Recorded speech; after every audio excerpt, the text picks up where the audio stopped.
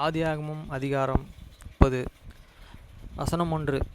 ராகேல் தன் யாக்கோபுக்கு பிள்ளைகளை பெற கண்டு தன் சகோதரியின் மேல் பொறாமை கண்டு யாக்கோபை நோக்கி, எனக்கு பிள்ளை கொடும், இல்லாவிட்டால் நான் சாகிறேன் என்றாள். வசனம் 2. அப்பொழுது யாக்கோபு ராகேல் மேலே கோபம் கொண்டு,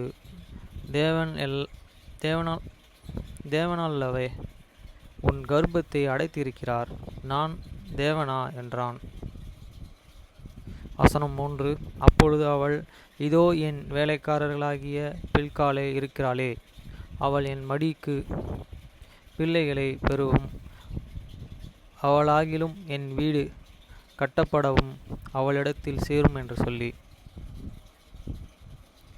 4. அவளுக்கு தன் வேலைக்காரர்களாகிய பில்காளை மனைவியாக கொடுத்தாள். அப்படியே யாக்கோபு அவளை சேர்ந்தான். வசனம் 5. பில்காள் கர்ப்பவதியாகி யாக்கோபு குமாரனை பெற்றாள். வசனம் 6. அப்பொழுது ராகேல், தேவன் என் வாழ்க்கை தீர்ந்தது, என் சத்தத்தையும் கேட்டு எனக்கு ஒரு குமாரனை கொடுத்தார் என்று சொல்லி அவனுக்கு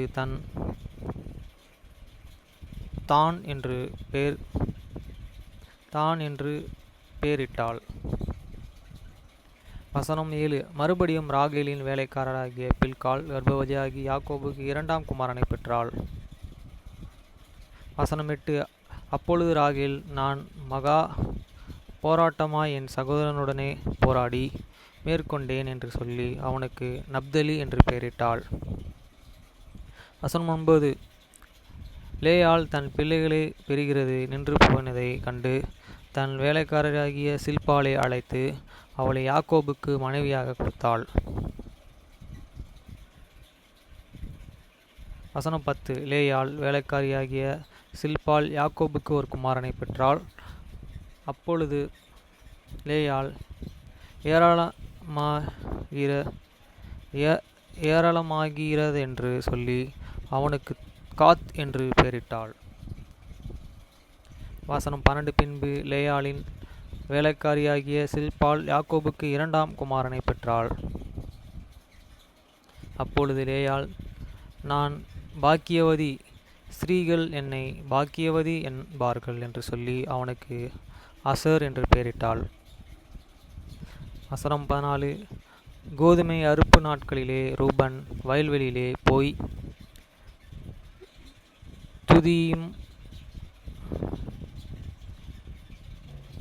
தூதாயும் கனிகளை கொண்டெடுத்து அவைகளை கண்டு வந்து தன் தாயாகிய லேயாளிடத்தின் கொடுத்தான். அப்பொழுது ராகேல் லேயாளை நோக்கி, உன் குமாரனுடைய துதியும் கனியில் எனக்கு கொஞ்சம் தா என்றாள். வசனம் 15. அதற்கு அவள், நீ என் புருஷனை எடுத்து கொண்டது அற்பம் காரியமா? என் குமாரனுடைய துதியும் கனியையும் எடுத்து கொள்ள வேண்டுமோ என்றார்கள். அதற்கு ராகேல், உன் குமாரனுடைய துதியின் கனிக்கு ஈடாக இன்று இரவு அவர் உன்னுடனே சயனிக்கட்டும் என்றாள். வசனம் 16. சாயங்காலத்தில் யாக்கோபு வெளியிருந்து வருகையில் லேயாள் புறப்பட்டு அவனுக்கு எதிர்கொண்டு போய், என் குமாரனுடைய துதியின் கனியினாலே உம்மை கொண்டேன், ஆகையால் நீ என்னிடத்தில் வரவேண்டும் என்றாள். அவன் அன்று இரவு அவளுடனே சயனித்தான். வசனம் 17. தேவன் லேயாளுக்கு செவி கொடுத்தார், அவள் கர்ப்பவதியாகி யாக்கோபுக்கு 5ஆம் குமாரனை பெற்றாள். வசனம் 18. அப்பொழுது லேயாள், நான் என் வேலைக்காரையா என் புருஷனுக்கு கொடுத்து பலனை தேவன் எனக்கு தந்தார் என்று சொல்லி அவனுக்கு இசக்கார் என்று பெயரிட்டாள். வசனம் 19.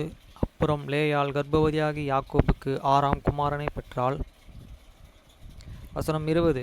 அப்பொழுது லேயாள், தேவன் எனக்கு நல்ல ஈவை தந்தார், என் புருஷனுக்கு நான் 6 குமாரனை பெற்றபடியினால் இப்பொழுது அவர் என்னுடனே வாசம் பண்ணுவார் என்று சொல்லி அவனுக்கு செபுலோன் என்று பெயரிட்டார். வசனம் 21. பின்பு அவள் ஒரு குமாரத்தியையும் பெற்று அவளுக்கு தீனாள் என்று பெயரிட்டார். வசனம் 22. தேவன் ராகேலை நினைத்தருளினார். அவளுக்கு தேவன் செவி கொடுத்து அவள் கர்ப்பந்தரிக்கும்படி செய்தார். வசனம் 23. அவள் கர்ப்பவதியாகி ஒரு குமாரனை பெற்று தேவன் என் நிந்தையை நீக்கிவிட்டார் என்றும். 24. இன்னும் ஒரு குமாரனை கர்த்தர் எனக்கு தருவார் என்றும் சொல்லி அவனுக்கு யோசேப்பு என்று பெயரிட்டாள். வசனம் 25. ராகேல் யோசேப்பை பெற்றபின் யாக்கோபு லாபானை நோக்கி, நான் என் ஸ்தானத்திற்கு என் தேசத்திற்கு போக என்னை அனுப்பிவிடும். வசனம் 26. நான் உமக்கு ஊழியம் செய்து சம்பாதித்த என் மனைவிகளை என் பிள்ளைகளையும் எனக்கு தாரும், நான் போவேன். நான் உம்மிடத்தில் சேவித்த சேவகத்தை நீர் அறிந்திருக்கிறீர் என்றான். வசனம் 27. அப்பொழுது லாபான், என் கண்களில் எனக்கு தயவு கிடைத்ததே, ஆனால் நீ இரு, உன் நிமித்தம் கர்த்தர் என்னை ஆசீர்வதித்தார் என்று குறிப்பினால் அறிந்தேன். வசனம் 28. உன் சம்பளம் இன்னதென்று எனக்கு சொல், நான் அதை தருவேன் என்றான். வசனம் 29. அதற்கு அவன், நான் உம்மை சேவித்த விதமும் உம்முடைய மந்தை என்னிடத்தில் இருந்த விதமும் அறிந்திருக்கிறீர். வசனம் 30. நான் வரும் முன்னே உமக்கு இருந்த கொஞ்சம் நான் வந்தபின் கர்த்தர் உம்மை ஆசீர்வதித்தனால் அது மிகவும் பெருகியிருக்கிறது. இனி நான் உன் குடும்பத்துக்கு சம்பாத்தியம் பண்ணவது எப்பொழுது என்றான். வசனம் 31. அதற்கு அவன், நான் உனக்கு என்ன தர வேண்டும் என்றான். யாக்கோபு, நீ எனக்கு ஒன்றும் தர வேண்டியதில்லை, நான் சொல்கிறபடியே நீ எனக்கு செய்தால் உம்முடைய மந்தையை திரும்பவும் மேய்த்து காப்பேன். வசனம் 32. நான் இன்றைக்கு போய் உம்முடைய மந்தைகளை எல்லாம் பார்வையிட்டு அவைகளில் புள்ளியும் வரியும் கருப்பு முள் செம்பெறிகளையும் வரியும் புள்ளியும் உள்ள வெள்ளை ஆடுகளையும் பிரித்து விடுகிறேன். அப்படிப்பட்டவை இனி எனக்கு சம்பளமாய் இருக்கட்டும். வசனம் 33. அப்படியே இனி மேல் என் சம்பளமாகிய இவற்றை நீ பார்வையிடும் பொழுது என் நீதி விளங்கும். புள்ளியும் வரியும் இல்லாத வெள்ளை ஆடுகள் கருப்பான செம்பரி ஆடுகளும் என் வசத்தில் இருந்தால் அவை எல்லாம் என்னாலே திருடி கொள்ளப்பட்டவைகளாய் எண்ணப்படும் என்றான். வசனம் 34. அதற்கு லாபான், நீ சொன்னபடியே ஆகட்டும் என்று சொல்லி.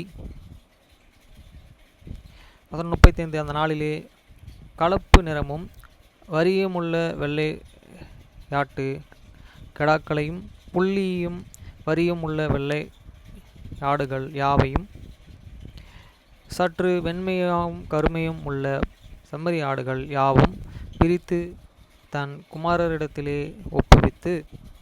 36. தனக்கு யாக்கோபுக்கும் இடையிலே 3 நாள் பிரயாணத்தில் இருக்கும்படி வைத்தான். லாபானுடைய மற்ற ஆடுகளையும் யாக்கோபு மேய்த்தான். 37. பின்பு யாக்கோபு பச்சையாய் இருக்கிற புன்னை, வறுமை, அர்மன் என்னும் மரங்களின் கொம்புகளை வெட்டி இடைவிடையே வெண்மையாக தோன்றும்படி பட்டையை உரித்து. 38. தன் உரித்த கொம்புகளை ஆடுகள் தண்ணீரில் குடிக்கும் வரும் கல்வாய்களிலும் தொட்டிகளிலும் ஆடுகளுக்கு எதிராக போட்டு வைப்பான். ஆடுகள் தண்ணீர் குடிக்க வரும்பொழுது பொழிவது உண்டு.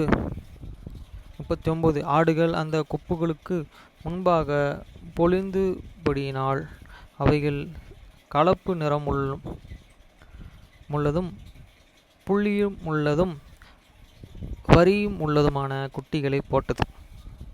வசனம் 40. அந்த குட்டிகளை யாக்கோபு பிரித்து கொண்டு ஆடுகளை லாபானுடைய மந்தைகளில் இருக்கும் கலப்பு நிறமானவைகளுக்கு கற்புமானவைகளும் எல்லாவற்றுக்கும் எதிராக நிறுத்தி தன் ஆடுகளை லாபானுடைய மந்தைகளுடனே சேர்க்காமல் தனிப்புறமாக வைத்து கொள்வான். வசனம் 41. லாபான் ஆடுகளை பொழியும் பொழுது அந்த கொப்புகளுக்கு எதிரே பொழியும்படி யாக்கோபு அவைகளை அந்த ஆடுகளின் கண்களுக்கு முன்பாக கலப்பு வயல்களில் போட்டு வைப்பான். வசனம் 42.